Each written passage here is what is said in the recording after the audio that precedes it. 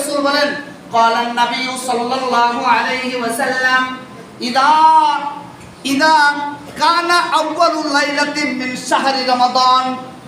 আল্লাহর রাসূল বলেন যখন রমজান মাসের প্রথম রাত্র শুরু হয়ে যায়, যখন রমজান মাসের প্রথম রাত্র শুরু হয়ে যায়, ইউনাদিম মুনাদিম মিনাস সামা, আসমান থেকে আল্লাহর পক্ষ থেকে এক ঘোষণাকারী ঘোষণা দিতে থাকেন, এক ঘোষণাকারী ঘোষণা দিতে থাকেন। কি বলেন? ইয়া বলতে থাকেন, ইয়া বাগিয়াল খাইর, বলতে থাকেন হে পুণ্য অর্জনকারী, হে নেকি করনেওয়ালা, হে কল্যাণকামী, হে তোমরা যারা ভালো কাজ করো, তোমরা যারা নেকির কাজ করো, তোমরা শোনো।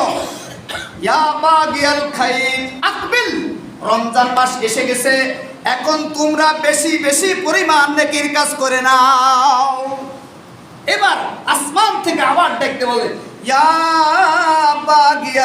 ইয়া বাগিয়াশ শার, হে তোমরা যারা অপরাধকারী, তোমরা যারা অপরাধ করো, বেশি বেশি গুনার কাজ করো, তোমরা যারা অপরাধ করো, হে চুরি করনেওয়ালা চোর, হে ডাকাত, হে ব্যভিচারিণী, হে দুনিয়ার অপরাধী, হে দুর্নীতিবাজ, হে দুনিয়ায় যারা তোমরা অপকর্ম করো, তোমরা কান লাগাই শোনো। আল্লাহর পক্ষ থেকে ফেরেশতা বলতে থাকে তোমরা কান লাগাই শোনো।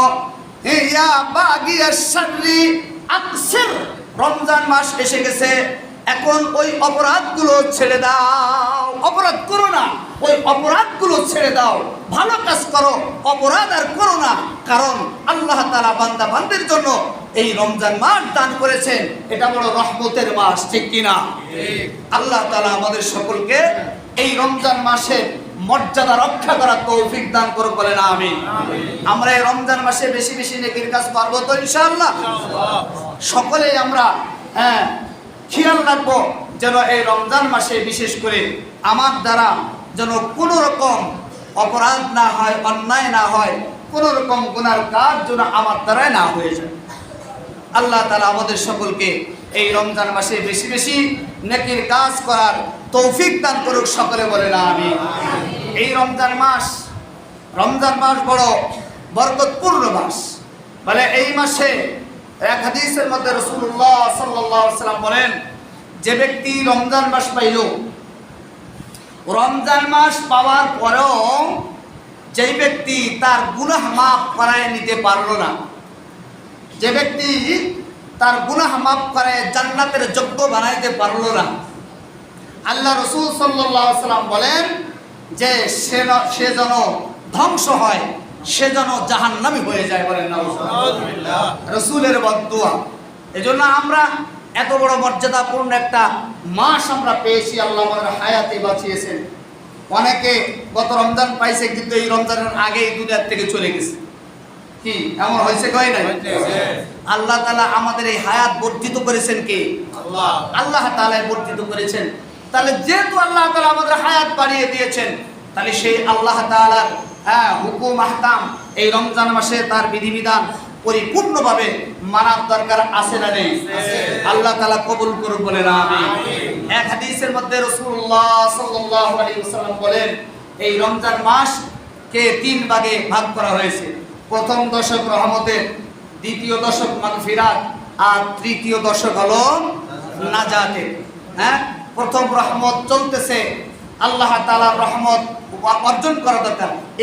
এই হাদিসের দ্বারা এটা বুঝবেন না যে প্রথম দশকেই মাত্র বান্দার উপরে রহমত করা হয়, অন্য দশকে মনে হয় করা হয় না। মাসআলা কি এমন নাকি? এটা না, কিন্তু প্রথম দশক রহমতের, দ্বিতীয় দশক মাগফিরাত, তৃতীয় দশক নাজাত।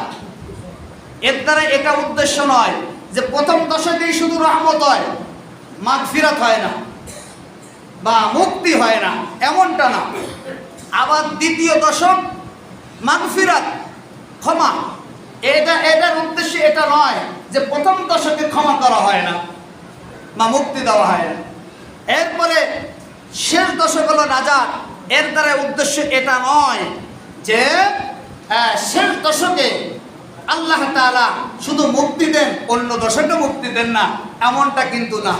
এর উদ্দেশ্য হলো, এই হাদিসের মর্ম হলো এরকম যে যারা প্রথম দশকে যারা ঠিকমতো আদায় করবে, রমজান মাসের মর্যাদা রক্ষা করবে, আল্লাহর বিধিবিধান পুরা মানবে, তো প্রথম দশক থেকেই তার উপরে রহমত বর্ষণ হতেই তারে থাকবে। সুবহানাল্লাহ, এই হলো উদ্দেশ্য। প্রথম দশকেই তার উপরে রহমত। এরপরে কিছু সংখ্যক লোক আছে প্রথম দশকে বিভিন্ন ব্যস্ততার কারণে পারে না। আল্লাহ তাআলা বলেন, আরে তুমি প্রথম দশকে লঙ্ঘন করেছো, হুকুম বিধিবিধান লঙ্ঘন করেছো, তুমি শেষ দশক মাঝখানের দশকে তুমি শুরু করো, তারপরেও তোমাকে ক্ষমা করে দেওয়া হবে। এরপরে কিছু কপাল পুরা আছে, প্রথম দশকেও পারে না, দ্বিতীয় দশকেও পারে না। এরপর আল্লাহ তাআলা তাদেরকে ডেকে বলতেছেন, তোমরা যারা 20 দিন চলে গেল, তোমরা নৈরাশ হও না, তোমরা এরপরেও যদি তোমরা কি করো, আমি আল্লাহর বিধিবিধান মানতে থাকো, আমি আল্লাহ তারপরও জাহান্নাম থেকে তোমায় মুক্তি দিই। সুবহানাল্লাহ, এই হলো মূল উদ্দেশ্য। আল্লাহ তাআলা আমাদের সকলকে এই হাদিস বুঝার তৌফিক দান করে বলেন।